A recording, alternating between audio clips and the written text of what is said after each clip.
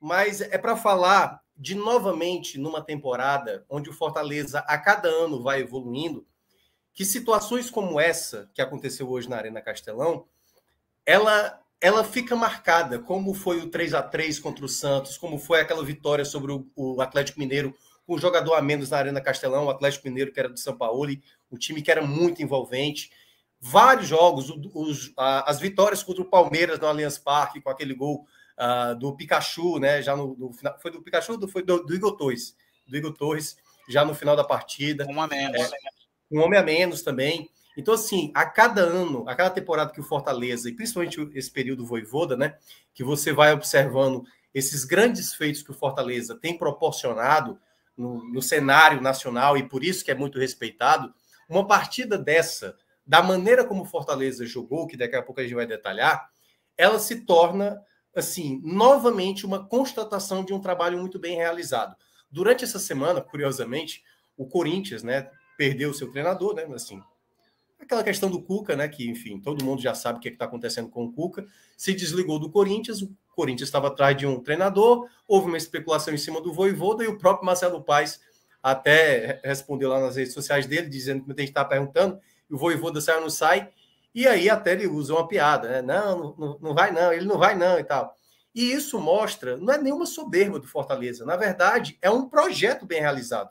Porque eu não tenho dúvida, Celso, um cara que faz o trabalho, como em 2021, o Fortaleza na 4ª colocação e disputar uma Libertadores, a chance de um clube nordestino perder esse treinador para qualquer outro clube seria muito grande. A mesma coisa do ano passado, que o time estava na lanterna, o Fortaleza mantém, mesmo com as críticas que tinham, a gente criticando aqui, embora eu não criticasse de uma saída do Vojvoda, e muito mais uma crítica do trabalho do Vojvoda. Luca, que é um grande defensor do trabalho de Vojvoda, e é óbvio que não por acaso, faz um puta trabalho do cacete, Vojvoda, mas eu lembro de Luca aqui já chegar a falar, não, realmente chegou, deu, não dá mais, é preciso trocar. E não estou esfregando nada aqui na cara de Luca, não. Estou querendo dizer que esse era o termômetro do momento. Porque quando o Luca falou aquilo, ele não era uma voz desvairada no meio de uma concordância em uníssono que o Fortaleza deveria manter. Tinha pressão para tirar a Vojvoda, né? Fazia sentido tirar a Vojvoda ali. Eu não sei nem se foi essa palavra que ele utilizou, e o Luca pode até, não sei se defender ou não do que o Celso falou. Eu, mas, assim, eu vou me defender. Porque na verdade eu lembro... O que eu disse foi que tem que mudar. Exatamente. Ou de comando, eu acho que foi isso ou que de estratégia. Porque mas tinha que mudar. Não. Mas é porque teve uma coisa... Aí a gente vai resgatar depois. Mas eu lembro que o Luca falou uma coisa assim, será que o Vojvoda é capaz de jogar num outro estilo de jogo, que é jogar de maneira mais reativa? Porque todo mundo sabia que o Fortaleza era muito propositivo. O time de 2021 era muito rápido, ia para cima, e não é à toa que a gente falou. Se o Fortaleza for jogar assim sempre, vai acontecer o que aconteceu com o Atlético Mineiro na semifinal da Copa do Brasil de 2021. Vai tomar um sacode.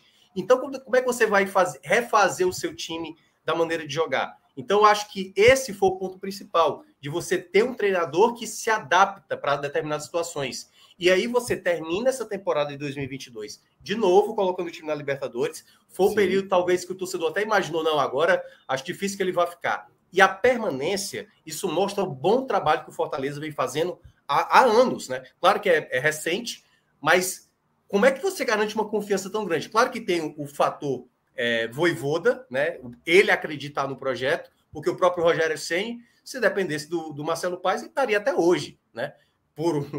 Pelo lado bom, lado ruim, o Fortaleza melhorou mais ainda tendo o Vojvoda sob o comando do clube. E quando teve essa questão do Corinthians, né? E aí, torcedores do Corinthians, que é natural, acontece, realmente o Corinthians é um time enorme, na cabeça de um torcedor corintiano como é que o cara vai estar num clube como o Fortaleza e não vem para treinar o Corinthians? Porque o Corinthians hoje é um clube desorganizado. Quando você olha o elenco do Corinthians, como tomou hoje, né? Perdeu para o Palmeiras hoje, é um elenco muito envelhecido. Hoje, o elenco do Fortaleza, eu não tenho dúvida que é melhor do que o Corinthians. Se vai terminar na frente ou atrás, tudo vai depender do contexto que vai se desenrolar a temporada inteira. Mas hoje, o trabalho do Fortaleza, ele dá possibilidade para um profissional competente como é o Vojvoda desenvolver o belo trabalho que ele vem fazendo e nessa sequência de jogos que culmina nessa grande atuação hoje tem na Arena estrutura Castelão. e tem material humano suficiente para isso. Isso, né, porque foi isso que o Marcelo Paes, juntamente com o Vojvoda, fecharam no acordo, né? Olha, vamos melhorar o nosso elenco para o próximo ano, porque não tem como a gente fazer como foi 2022, disputar uma Libertadores ao mesmo tempo, disputar a Série A, o nosso elenco não vai aguentar essa carga de jogos, e mais ainda nesse ano, Celso, porque o Fortaleza, e eu tenho falado isso há um bom tempo, Fortaleza, geograficamente, é a equipe que mais viaja no Brasil, em meio à Copa do Brasil, em meio à Sul-Americana, e parece ser fácil quando a gente diz Fortaleza vai brigar para a Libertadores. Eu até fui um dos votos que coloquei mais na Sul-Americana do que propriamente na Libertadores, mas eu sei da capacidade de Fortaleza de brigar pela Libertadores. Mas é por conta desse contexto, que até eu tenho falado há um bom tempo, né? Depois do jogo do Fluminense, estou falando Série A, o Fortaleza vai ter uma sequência que eu acho desumana da CBF, colocar isso para um time mal posicionado geograficamente como é o Fortaleza. Joga numa segunda-feira contra o Corinthians em São Paulo, vem para cá para jogar na quinta-feira contra o São Paulo e depois vai para Porto Alegre jogar no domingo contra o Grêmio. Eu acho desumano isso. Uma equipe que, obviamente, tem qualidade para isso, se fosse qualquer outro Flamengo, um Palmeiras, e é porque eles estão muito bem geograficamente, eles talvez pudessem abrir um pouco mais essa margem de datas para um clube que tem que viajar muito. E mesmo com o elenco qualificado como desse ano, Fortaleza, eu acho que vai ter que superar também essa situação. Não é fácil. Eu já vi algumas grandes partidas do Fortaleza na minha vida. Uma delas, por exemplo, foi o Fortaleza 3 Bahia 0 de 2001 na Copa do Nordeste. Tivemos aqueles 45 minutos maravilhosos contra o River Plate no ano passado. Mas hoje foi espetacular, sabe? Foi daqueles jogos de resultado, de intensidade que eu coloco assim nos meus tops de jogos do Fortaleza na história. Por tudo que envolveu o jogo, né?